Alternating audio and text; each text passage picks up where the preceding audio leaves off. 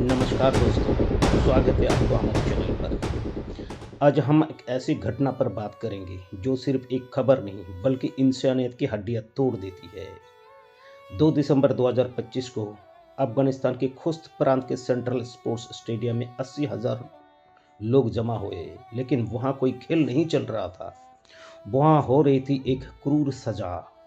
एक 13 साल के मासूम बच्चे के हाथों में बंदूक थमा दी गई और उसे गोली मारनी पड़ी उस शख्स को जिसने उसके पूरे परिवार को बेरहमी से मार डाला था। दोस्तों, कल्पना कीजिए, एक बच्चा जिसका उम्र दोस्तों के साथ खेलने की होती है, उसे मौत का हथियार सौंप दी जाता है। और ये तालिबान शासन का वो काली हकीकत है जो दुनिया को झकझोर देती है। आज हम इस घटना के विस्तार से समझेंगे। कौन था वो बच्चा और कौन थे वो अपराधी, क्यों उसे मिली मौत की सजा, और सबसे ज़रूरी, ऐसे काम से बच्चों को दिमाग में क्या असर पड़ता है। दुनिया में जहाँ जहाँ ऐसे कानून हैं, वो हम सबको क्या करना चाहिए। आइए कुछ सरल शब्दों में इस दर्द को पूरी परतें खोलते हैं।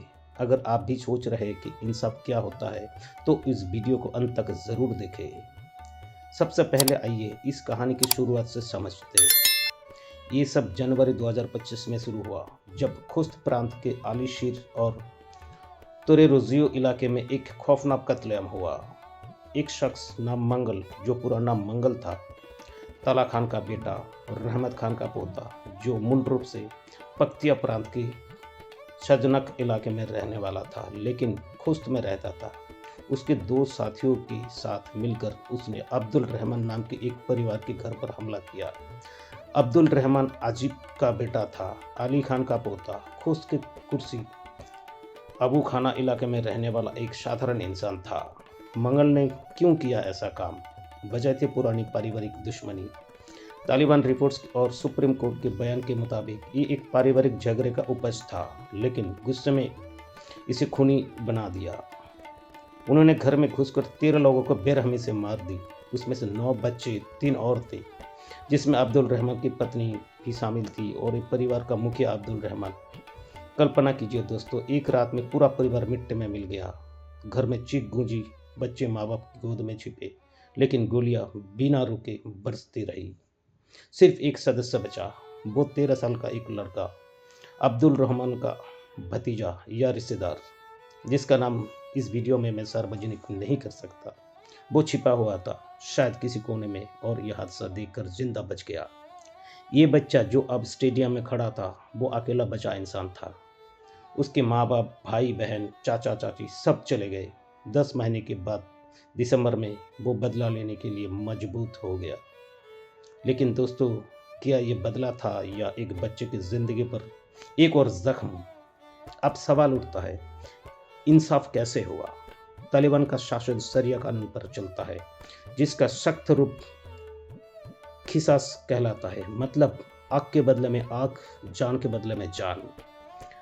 मंगल का गिरफ्तार किया गया। निचली अदालत ने सुनवाई की, सबूतों के आधार पर, गवाहों से और परिवार की शिकायत पर। फिर अपील कोर्ट, आखिर में सुप्रीम कोर्ट, तीनों ने मौत की सजा कायम रखी। तालिबान के सुप्रीम लीडर हिबातुल्लाह अखुंदजा ने अंतिम मोहर लगाई। पीड़ित परिवार को, यानी उस 13 साल के बच्चे को, मौका दिया गया। माफ़ी मांग लो, सुलह कर लो तो सजा रुक जाएगी। लेकिन बच्चे ने या बचे हुए रिश्तेदार ने मना कर दिया। उन्होंने कहा, हमें इंसाफ चाहिए, मौत का। और फिर वो दिन आया, 2 दिसंबर 2025। खुस्त का सेंट्रल स्टेडियम, 80,000 लोग अंदर बाहर खड़े हुए थे। तालिबान ने नोटिस जारी कर सबको बुलाया। बच्चे को बंदूक थमा दी गई। पहले वो झिझक रहा था, मना किया, लेकिन दबाव में 3 गोलियां चली। मंगल को सांसें थम गई। भीड़ ने अल्लाहू अकबर चिल्लाया। लेकिन दोस्तों, क्या ये इंसाफ था? एक बच्चे को हत्यारा बनाया। ये क्रूरता की हद है। एमनेस्टी इंटरनेशनल का रिपोर्ट कहती है, तालिबान की अदालतें पारदर्शी नहीं, कोई सही ट्रायल नहीं, और ऊपर से बच्चों को शामिल करना, ये तो अंतर्राष्ट्रीय कानून के खिलाफ है। दोस्तों, ये पहली बार नहीं। 2021 में तालिबान में सत्ता आने के बाद ये 11वीं पब्लिक एग्जीक्यूशन थी। आंकड़े बताते हैं, पिछले 4 सालों में 176 लोगों की मौत की सज़ा सुनाई गई। स्टेडियमों में ये नज़ारे आम हो गए आजकल। जैसे 1990 के दशक में तालिबान से पहले राज में। लेकिन सबसे दर्दनाक ये कि एक बच्चे को ट्रिगर दबाने को मजबूर करना। संयुक्त राष्ट्र की सोशल रिपोर्ट्स रिचर्ड बेनेट ने कहा है कि ये अमानवीय है, ये क्रूर सजा है जो अंतर्राष्ट्रीय कानून के खिलाफ है। उन्होंने एक्स पर लिखा, पब्लिक एग्जीक्यूशन अमानवीय है, क्रूर है, असामान्य सजा और इंटरनेशनल लॉ के विरुद्ध है। इन्हें तुरंत रोकना चाहिए। अफगानिस्तान की पत्रकार नीलोफर आयूबी ने कहा, ये बच्चा ट्रिगर दबा रहा है लेकिन ये दुनिया के लिए ट्रिगर वार्निंग है। और एमनेस्टी इंटरनेशनल का रिपोर्ट वो कहती है, तालिबान की अदालत निष्पक्ष नहीं, कोई वकील का हक नहीं, कोई अपील का सही मौका नहीं। ये सिस्टम सिर्फ हिंसा को बढ़ावा देता है, न्याय को नहीं। अब आइए सबसे ज़रूरी सवाल पर, इस 13 साल के बच्चे से ये काम करवाने में उसके और उसके बाकी बच्चों पर क्या असर पड़ता है। दोस्तों, साइकोलॉजी के एक्सपर्ट्स कहते हैं बच्चों को दिमाग विकसित हो रहा है, हिंसा देखना, उसमें शामिल होना ये नहीं है। पहला जो असर पड़ता है वो ट्रामा का, पोस्ट ट्रामेटिक स्ट्रेस डिसऑर्डर। बच्चा रातों में चीखना शुरू कर देता है, वो दृश्य बार बार उसकी आंखों के घूमेगा। यूएन रिपोर्ट्स कहते हैं ऐसे बच्चे डिप्रेशन में डूब जाते हैं, एंग्जाइटी से गिर जाते हैं, सोचते हैं कि मैंने किसी को जान ली, क्या मैं हमेशा हत्यारा रहूँगा। गिल्टी फीलिंग हो सकता है, सेल्फ हेट होता है, ये सब उनके मन में पनपने लगते हैं। दूसरा, व्यवहारिक बदलाव। हेल्दी चिल्ड्रन ऑर्गेनाइजेशन की स्टडीज बताती है हिंसा देखने वाले बच्चे आक्रामक हो जाते हैं, वे अपने झगड़े को हिंसा के सुलझाने लगते हैं या फिर उल्टा डर से सेल में से बढ़ जाते हैं, दोस्तों से दूर, दुनिया से कट जाते हैं। ईरान राइट्स की रिपोर्ट कहती है पब्लिक एग्जीक्यूशन बच्चों में वायलेंस बढ़ाते हैं, कंपैशन कम करते हैं और इंसानों को मरना सामान्य मानने लगते हैं। तीसरा, long term effects. Death penalty information centre की गाइड बताती है ऐसे बच्चे एडल्ट होकर क्रिमिनल बन सकते हैं। क्यों? क्योंकि ट्रामा उन्हें तोड़ देता है। वो सोचते हैं दुनिया हिंसक है तो मैं भी वैसा ही बनूंगा। अफगानिस्तान जैसे देश में जहां और भी बच्चे युद्ध देखकर बड़े हुए, ये चक्र तेज हो जाता है। रिचर्ड बेनेट ने कहा है बच्चों को ऐसा सीन दिखाना समाज को क्रूरता को चक्की में पिसवाना है। दोस्तों, ये बच्चा सिर्फ एक नहीं, आने वाली पीढ़ी की दर्द है। दोस्तों, अफगानिस्तान अकेला नहीं है, दुनिया में कई जगह ऐसे कानून हैं जहां शरिया के सख्त रूप पर चलते हैं। Public execution, stoning, winding.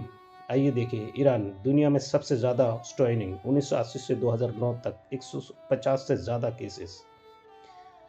व्यभिचार या होमोसेक्सुअलिटी पर मार डालना। सऊदी अरब, वाइंडिंग पब्लिक में 2022 में 146 एग्जीक्यूशन। नाइजीरिया में नॉर्थ स्टेट्स, सूरिया लॉ के तहत स्टोनिंग एडल्टी के लिए। यमन, सूडान, मोरिटानिया, यहाँ भी मौत की सजा एक क्रूर तरीके से होती है। ब्रुनेई ने 2019 में शरिया कोड लगाया जिसमें स्टोनिंग शामिल है। और अफगानिस्तान, तालिबान से पहले राज में 1996 से 2001 तक ये आम था, अब फिर शुरू हुआ। एमनेस्टी और यूएन कहते हैं ये सब इंटरनेशनल लॉ के खिलाफ है। UN convention on rights of child कहता है बच्चों को हिंसा से दूर रखो, लेकिन इन देशों में ये कानून महिलाओं, बच्चों और सबसे ज़्यादा सताते हैं। दोस्तों, ये सिर्फ कानून नहीं है, ये समाज को पीछे धकेलते हैं। आखिरी बताते हैं जहाँ पब्लिक एग्जीक्यूशन होते हैं वहाँ क्राइम कम नहीं होते बल्कि वायलेंस बढ़ता है। तो सवाल है हम सबको क्या करना चाहिए। दोस्तों, चुप रहना आसान है लेकिन बदलाव के लिए एक्शन ले। पहला आवाज़ उठाए, सोशल मीडिया पर शेयर करें, #स्टॉप पब्लिक एग्जीक्यूशन यूज करें, यूएन को सपोर्ट करें, रिचर्ड बेनेट जैसे एक्सपर्ट्स के रिपोर्ट्स पढ़े, साइन करें। दूसरा, इंटरनेशनल कम्युनिटी पर दबाव, देशों को कहे तालिबान को मान्यता ना दे, सेंसेशन बढ़ाए, एमनेस्टी को कैंपेन ज्वाइन करिए जो कहते हैं डेथ पेनल्टी का खत्म करो। तीसरा, लोकल सपोर्ट, अफगान रिफ्यूजीज को हेल्प करो, बच्चों के लिए एजुकेशन फंड दे, एनजीओज को जैसे ह्यूमन राइट्स वॉच को डोनेट करो। और सबसे ज़रूरी जो बात है वो अपने आसपास जागरूकता फैलाओ, बच्चों को हिंसा से दूर रखें, प्यार सिखाए। दुनिया बदल सकती है अगर हम सब एकजुट होकर।